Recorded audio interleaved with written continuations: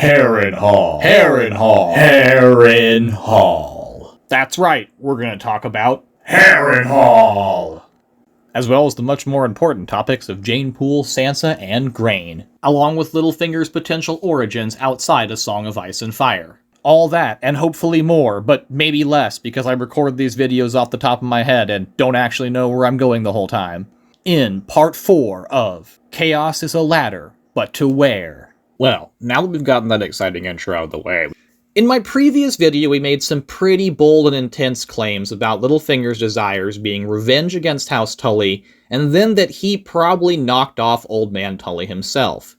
So, let's set aside the second and much more tinfoil aspect of that Littlefinger murdered Hoster Tully in a revenge scheme, and just look at the first half of that Littlefinger's plans are ultimately about revenge and aggression and anger against House Tully, even if he can't pull the final strings on Hoster's death. And so with that, I'd like to put in front of you two characters from which I believe George R. R. Martin drew extraordinarily heavy influence from to create Littlefinger. The first of which is Bruce Bunnish, from the 1987 George R. R. Martin novella Unsound Variations. Incidentally, the novella was nominated for a Hugo and Nebula, and it is a pretty fun story, so I'd recommend you go check it out and read it. To summarize, however, our hero, Peter, is summoned to the residence of his former college chess teammate, Bruce Bunnish. Now, Bunnish has brought him here to engage in a sort of dastardly revenge plot gloat. You see, Bunnish is horribly angry, and I mean life-destroyingly angry, about being laughed at for losing a chess match in a tournament in college. And our antagonist Bunnish has built himself a time machine, by which he has gone back and proceeded to rapidly destroy the lives of all those who laughed at him. Now, I'm greatly oversimplifying things here, so if you've read Unsound Variations, please forgive me my summarization. However, the key takeaway is important.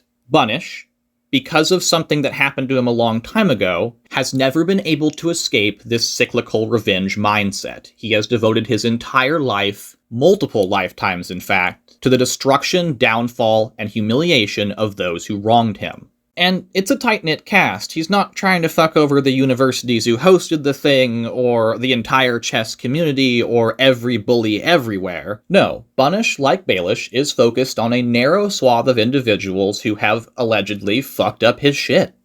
I know, Bunnish continued, unperturbed. Now, but I didn't know then.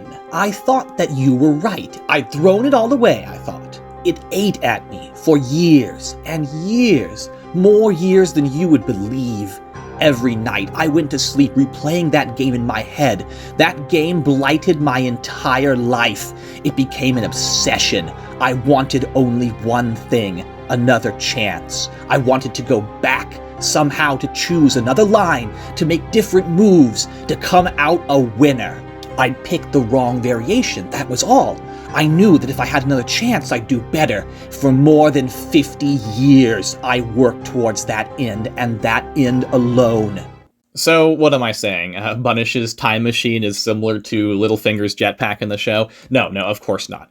I am, however, wanting you to isolate the idea that these are two characters who cannot mentally escape an incident that happened to them during formative periods of their life.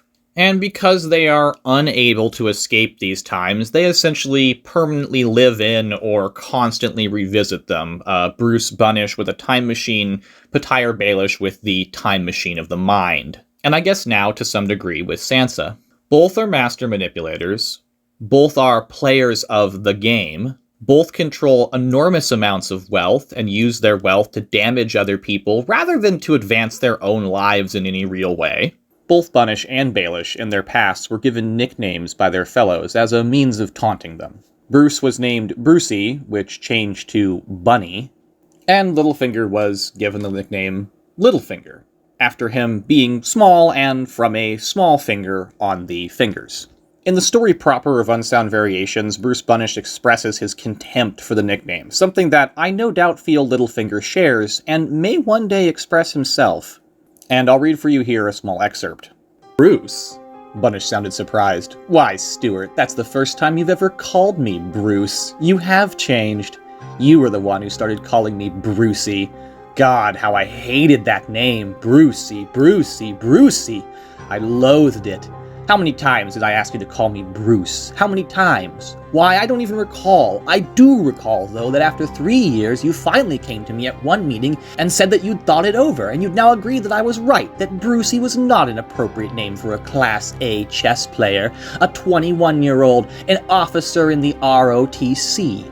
Your exact words. I remember the whole speech, EC. It took me by surprise that I didn't know what to say, so I said, good. It's about time. And you grinned, and you said that Brucey was out, and you'd never call me Brucey again.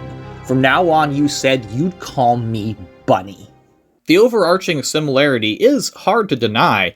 Note also the characters in Unsound Variations have a reunion with Bunnish around the same time frame that Catelyn has a reunion with Baelish. It's been a large, over-decade period of years, and much has changed.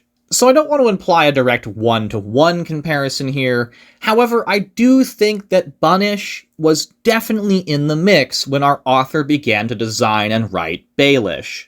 And no, I do not think that Peter being the character's first name is a coincidence either. I think this is implication of our author's mind being in the realm of Unsound Variations when he began to write Peter Baelish. The second character that I'm now going to bring up that seems to have had major formative influences on Littlefinger's character is Greg Hartman, aka Puppetman, from the Wildcards series, edited by George R. R. Martin. Now, I have very little familiarity with the Wildcards series, having not read it myself, and I was introduced to Puppetman through YouTuber Jessie Bear Book Club. And so I have actually recruited her help, and she has been kind enough to record a synopsis for me of Puppetman for you all to listen to now, so you can get a little bit better of an idea who this character is, and see why I think they relate so heavily to Littlefinger. I also encourage you to go check out the original video, I will link below, that got me introduced to Puppetman over on her channel. Wildcards itself actually began as a roleplay between our author and many of his friends who would go on to become the Wildcards authors. The series is co-authored, and one of the members in this group includes Melissa Snodgrass, whose name you may be familiar with if you are a fan of Star Trek The Next Generation, like myself. I was surprised to learn that Wildcards was created by such a close group of writers and friends, and I think it's no surprise that each author's work has influenced the others. Essentially, in the Wildcards universe, which is an alternate history of our world, after World War II, an airborne alien virus was released over New York, and this virus began rewriting human DNA. The virus's effects became known as the Wildcards. The Wildcard virus kills 90% of those who contract it, and mutates the remaining percentage. Of those who survive, 9 out of 10 become Jokers, and the top 1% become Aces, the most rare of mutations that actually seem to have superhuman or superhero-like abilities. So hopefully with that brief explanation out of the way, things make a little more sense. And without further ado, I will turn it over to Jessie Bear Book Club. Puppetman, better known to the people around him as Greg Hartman, is a character in the early Wildcards books, invented by George R. R. Martin's close friend and colleague, Stephen Lee. Puppetman was a politician often heralded as a defender of Wildcarders, in particular the Joker community. He was an influential senator in the 1970s and 80s and almost became the Democratic candidate for presidency on 2 separate occasions. But few people actually know that Greg Hartman is a secret, powerful, depraved ace. Greg calls his power Puppetman and views it as an alter ego. His power is emotional manipulation, which he achieves after brief skin-to-skin contact, something like a handshake. Once touched, a person becomes a puppet and is forever afterward able to be manipulated and controlled by Hartman. Hartman could sense and manipulate his puppets from a distance of a few miles. Puppetman uses his power to both achieve political ambitions and feed on human suffering, which he needs to keep his power fed. Greg Hartman is a twisted sadist. Hartman enjoys playing games with everyone he is close to, and supposed to be helping through his politics. Hartman got his ace early, and is a small, unremarkable man, but he was still an incredibly vindictive child. When his childhood crush, Andrea Whitman, rejects his attention. Greg used his ace to manipulate a teenage boy with learning difficulties into raping and murdering her. He was only 11 years old at the time. This first murder both thrilled and frightened him, and became embedded in his memory as perfect. Trying to re-achieve perfection, Greg influences several more killings through his teenage years and young adulthood, feeding his alter ego and becoming stronger and more capable in his destruction. None of them reach the level of his feelings for Andrea Whitman though, and he takes to frequenting prostitutes that look like Andrea. Hartman entered politics as a liberal politician and defender of Joker rights. He continued to keep his power a secret, even forging blood records. No one knew he was actually a monster feeding on the anguish of his supporters. Hartman was responsible for many atrocities, the greatest of them being the Joker Town riots. Throughout this time, Puppetman continues to seek out another Andrea Whitman, becoming obsessed with the way she looked, not just the emotional climax of her murder. Puppetman marries more for politics than anything else, and he enters into an emotional affair with Andrea's younger sister because she reminds him so much of his first love, using his power on her to make her believe she loves him, even though she suspects him to having a link to her sister's murder, because there has been a trail of murders surrounding Hartman his entire life. During this time, his wife is pregnant, and Hartman becomes obsessed with the idea that the baby will somehow destroy him, so he kills his unborn child, who is nearly at full term. Puppetman's power is eventually brought down by a small group of aces, which include Andrea Whitman's sister. I will leave it up to you, the viewer, to decide if you can see the similarities between Puppetman and Littlefinger. So hopefully after that little synopsis you can see what I mean. And again, I don't want to draw a direct one-to-one comparison here. I'm not saying that Littlefinger is Puppetman, that every action is a crossover, that they've lived the exact same life. But I am saying that there is a large amount of undeniable similarity here on some pretty deep stuff. These are vengeful, exploitative, and manipulative characters whose minds are stuck in and transfixed by certain aspects or parts of their own past. This past motivates and informs their behavior and how they operate within the stories they exist in. And so, to tie this back into the previous video, this is a large part of why I think Littlefinger operates this way. I think he was created to operate this way. Now, I want to shift gears away from this for a minute, but I do encourage you on your own time to go read Unsound Variations, and even to read Wildcards and check out Puppetman. While Wildcards isn't our author's work, it does seem to be a pretty fun series. But for right now, let's leave this where it is. Hopefully, with my previous video and with this little addendum that we've seen here, I've made the case that Littlefinger is more than likely, if not definitely, a revenge-motivated character, seeking reprisals for wrongs that were done him at a younger age, with his fixations on the past informing his operations in the present. And moving into the present, I would like to begin discussing Sansa. Now, this has been a Littlefinger-centric series, and so Sansa hasn't been the focal point, but Sansa is an integral part of Littlefinger's story. And we need to talk about her, as well as Jeyne Poole, and how they both relate to Littlefinger's improvisations. As we know, most Littlefinger's plans that occur prior to the beginning of the story are long-term invested plans that have been well-maintained and hatched over a great deal of time. Now, maybe I haven't made this distinction clearer in the previous videos, but I do not really think of Littlefinger as an improv actor. He is a planner. He even seems to be somewhat of a cultivator when it comes to his schemes. He comments that he imagines Cersei would have taken years to ruin the kingdom, and he would have had much time to allow fruits to ripen. This doesn't imply that Littlefinger is making a bunch of moves higgledy-piggledy all over the place, but rather that chaos is camouflage. The veneer of chaos covers the well-hidden and mechanically intricate plots. Plots that, because they have so many moving pieces that have been so carefully managed for so long, don't actually blend all that well with improv. And here's where I believe both Sansa and Jeyne Poole come into the story. Neither of these women are immediately in Littlefinger's plans. They are absorbed into a pre-existing and already well-architectured plan. One that, yes, has room for fluidity, but seems pretty well set and constructed, and we will elaborate a little bit more on this in the following part. because there's just a lot to talk about with Littlefinger. Because these two, largely Sansa, have been incorporated into Littlefinger's plan, he has to go through a great deal of acrobatics work behind the scenes, most of which he is not always successful at. Littlefinger fumbles kidnapping Sansa during the riot at King's Landing. Prior to Sansa's marriage to Tyrion, Littlefinger fails to get the Lannisters to allow him to marry her, and Littlefinger fails to poison Tyrion, leaving Sansa married even when he manages to kidnap her.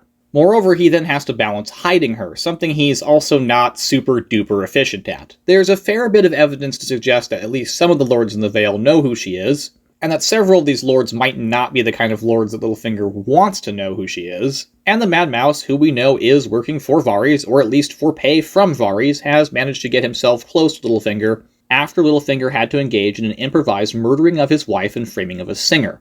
I want you to go back and note how well Littlefinger is able to manipulate Ned's maneuvering through King's Landing, and how few things fall out of sway for Littlefinger's plan, versus how much things go off the rails and how often things fail when Littlefinger is forced to actually improvise things. And this kind of makes sense. In a world in which plans are complicated and controlling that many moving parts is ridiculously hard, why would it be easier to control moving parts that you haven't had any chance to adjust or set up?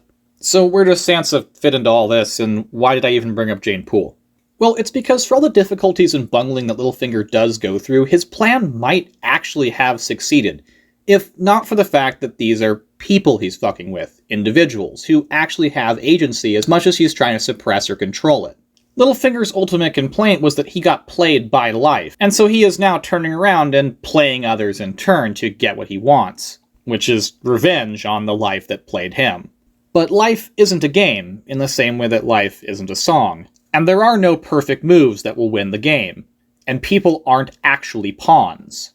And I think that in the same way that Greg Hartman was brought down by his manipulations and the people he tried to manipulate, Littlefinger will also be brought down by those who he's tried to manipulate and control to make his endeavors come true.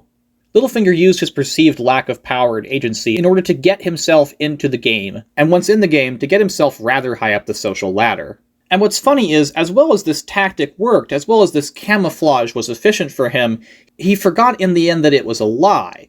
The people who appear powerless and have no agency aren't always powerless and without agency. So you might be wondering, am I implying that Littlefinger's story will end in a perpetuation of a cycle of revenge? Will Sansa and Jeyne Poole catch up to him and enact horrible punishments in retribution for his murders of their families, and his horrible treatment of them as people? And while I don't fully know the answer to this, I don't think that they will buy into and play in these same cycles that Littlefinger has found himself stuck in. I think that, like Peter in Unsound Variations, they will reject revenge as the focal point of their life, and as the defining element of their characters, and thus they will distance themselves from Littlefinger and somewhat break his spell, not only on themselves, but on the world. After all, much of George R. R. Martin's work is about how violence and suffering begets balance and suffering. So when these two characters reclaim their agency and come into their power and have the ability to deal suffering towards others, I don't think it would be super George R. R. Martin if they chose to do so. And here finally is another piece of the Littlefinger-motivated revenge argument I'd like to squeeze in here. I think that this brings his story full circle. Sansa and Jeyne Poole aren't motivated or connected to any sort of nebulous desire for power and political growth and gain and supplanting their place in society's class structure, or any of these other things I've heard attached to Littlefinger. And they're not involved in prophetic stuff in the way Preston Jacobs has it explained in his series, as far as I can tell. Nor are they part of any sort of intricate plot with the Three-Eyed Crow, as far as I can tell. And so, an antidote to Littlefinger's revenge-driven narrative and the idea of begatting suffering and violence on the world because you suffered as a younger person is a bit more the direction I see those two characters fulfilling as their role in the story. So, feel free to argue with me on my reading of the story, and I know that's rather convoluted and jumbled. Maybe I'll make a better video about it in the future where I clean these ideas up. But I hope you can understand what I'm getting at, and you can see why a Littlefinger motivated by revenge would actually fit much better into a story with Sansa and Jeyne Poole, and why those two characters have something so important to contribute to the main story because of it. Woo, we're pretty deep in the video, and I can hear you right now already. You're saying, random internet guy, you said you were going to talk about grain. What the fuck is up with that? Why aren't you talking about grain? Well, it's because grain is only a really brief topic, but I think it's not only more important than Harrenhal, but also plays against the idea that Littlefinger was after Harrenhal. So in the newer Sansa chapter, there's this whole big debacle with Miranda and coming down the mountain and watching fucking Corbray knock that dude almost unconscious, and Harry the Heir is a horrible asshole, and all that sort of stuff. However, it seemed to me the true focal point of that chapter was the grain scheme. Now, I happen to have some thoughts that grain and starvation is going to play heavily into our story later on, but that's a topic for a whole different video. And so, I think this grain is really important, but more importantly, I think it's indicative of a longer-term scheme.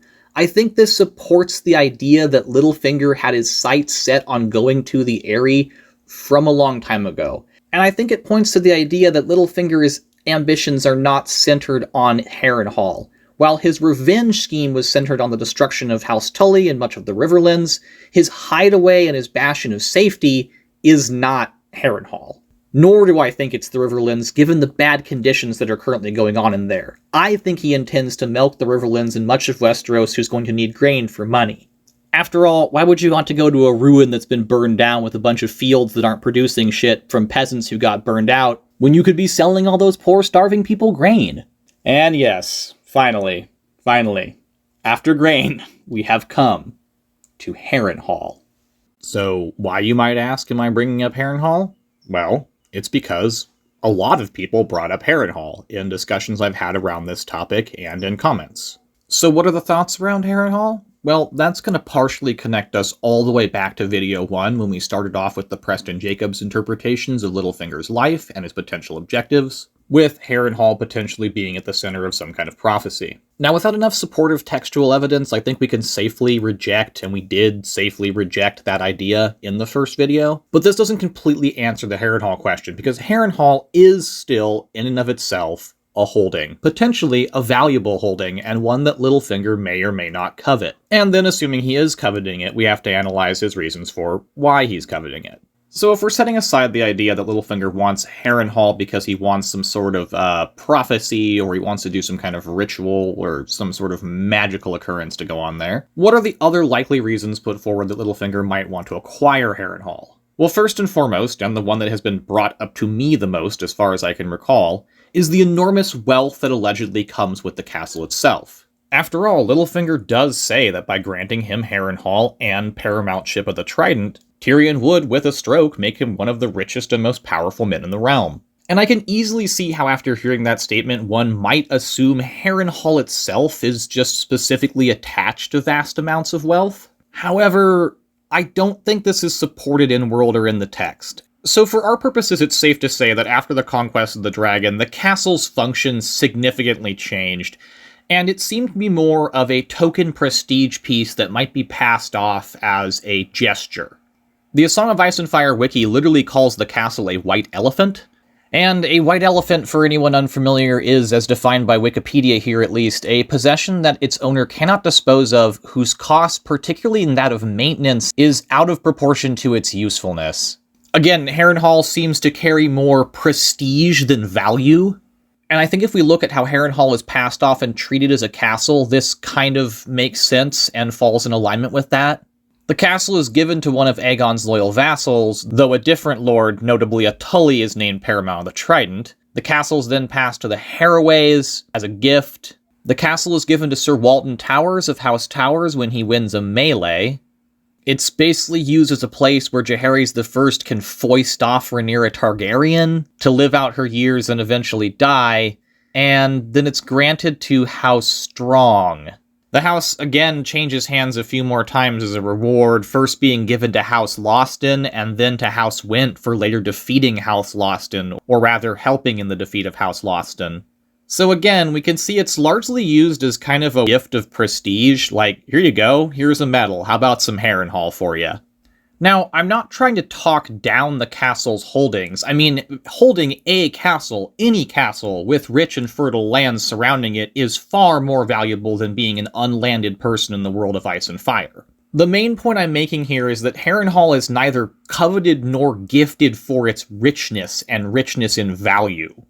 There are many other lands and holdings, specifically lands and holdings within Littlefinger's reach and grasp, that are more profitable and more maintainable. In spite of whatever its value might be and whatever its incomes may be, the castle is canonically ungarrisonable and unable to be upkept, making it functionally a permanent ruin with adjacent holdings that produce revenue. Again, not saying these are bad holdings. Harrenhal clearly contains tractable land and river access. It probably is profitable. Is it more profitable than Derry? I severely doubt so. And Derry was potentially on the table for Littlefinger to ask for. Kevin Lannister asked for Derry, so I don't know if Littlefinger would have been given first preference, but it's among the many castles and holdings that are more accessible and are easier to maintain and have a higher potential for generating revenue.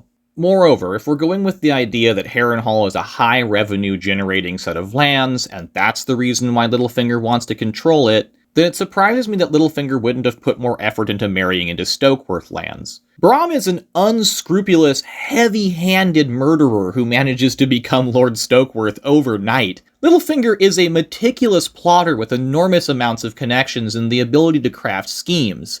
If he was trying to get his way into profitable, rich, lush lands that had access to further advancements and claims to ancient titles, Stokeworth is literally trying to wine and dine him, and he's only a murder or two away from putting himself and a marriage to Lolly's as inheritor to the entire lands of Stokeworth.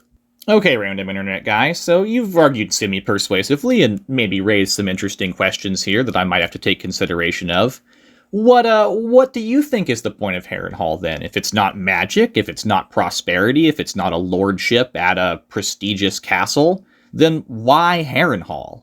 Well, going all the way back to the beginning of this conversation, I mentioned a Littlefinger quote where he says that if Tyrion gave him Harrenhal and paramountship of the Trident, he would with a stroke make him one of the most rich and powerful lords in the kingdom. So I think the part here that's being glossed over or missed is the paramountship of the Trident part. And we will note that the previous Lord Paramount of the Trident is Hoster Tully, which means that paramountship of the Trident, something that one gets through the prestige of Harrenhal, is in alignment with his desire to get revenge on Hoster Tully, destroy his legacy, and potentially usurp it to some degree. So you might immediately ask, why not Riverrun? Well, number one, I think Riverrun holds many powerful and painful memories that Littlefinger has no desire to revisit, and so I believe dumping it in the hands of enemies of Hoster Tully would appeal to him more than anything, and so I think he would never ask for Riverrun to begin with. But there's another reason that I think supersedes even that. Grabbing at Riverrun would be super duper unsubtle. And Littlefinger himself is a pretty subtle guy, or at least attempts to be a pretty subtle guy when he's making these kinds of plays in his scheme. Harrenhal is a great castle to go after, or to accept once being offered, because Harrenhal is the kind of place that's given to nobodies. Or lesser lords, at least. By accepting Harrenhal, or even potentially negotiating with Tywin beforehand to get Harrenhal, Littlefinger avoids showing his hand by grabbing at Riverrun, but still is eligible for the paramountship of the Trident. But moreover, Harrenhal is accessible to him as a token because he's not so low of birth that he can't be given holdings. Riverrun is probably out of his grasp because he's not a great house. The Lannisters give Riverrun to a Lannister Frey, and I think that's the important part of the equation there. It's a Lannister Frey, married to Tywin's sisters. Descendants of that family are going to be much closer to House Lannister than they would be to House Frey, essentially making it a Lannister holding. The Lannisters aren't going to part with Riverrun. Littlefinger's not going to want Riverrun. It's effectively a great trade-off. They get what they want, Littlefinger gets what he wants, and Harrenhal simply facilitates the deal. It's just a prestige piece. He needs the prestige piece, the holdings in the Riverlands, to get the title Paramount of the Trident. He doesn't want Riverrun because he hates Riverrun and would like to see it in the hands of enemies of House Tully. And then lastly, because Harrenhal is a defunct ruin, he's not really expected to show up there and maintain it or hang out there. Yes, Tyrion tells him he could tear the thing down and build a new castle, but no one is expecting that to happen very soon. Holding Harrenhal facilitates his revenge against the Tullys, usurpation of the Trident ship, and then planned flight to the Eyrie.